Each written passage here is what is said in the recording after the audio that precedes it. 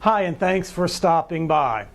My name is Larry Weinstein, and I'm both a CPA and the founder of SolveMyTaxProblems.com. And today I'm going to answer the question, if I have a wage levy and I get a release of levy from the IRS, are they going to totally release the levy? And the answer to that probably is twofold. First and foremost, generally speaking, when you have entered into some type of acceptable solution with the IRS, they will totally release the levy. In other words, the levy will be totally gone, and whatever money that is on your paycheck, you're going to get 100% of the money that you're entitled to receive from your employer.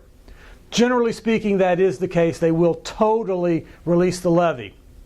But I have seen many instances when a taxpayer has been non-compliant for a long time. They haven't filed their taxes.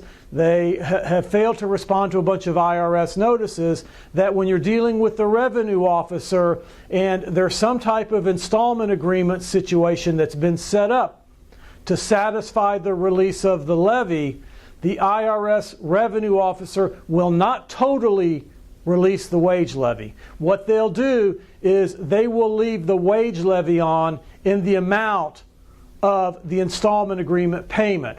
In other words, if it's determined that you're going to pay $200 a month on an installment agreement, the IRS revenue officer, they will release the levy except for $200. For $200. That ensures that they're going to get paid their $200. So generally, yes, the IRS will release totally the levy on your wages, but in some instances, they may leave an amount on there, but that's the amount that you would have to pay in an installment agreement situation. That's it for today. Thanks for watching, and I look forward to seeing you real soon.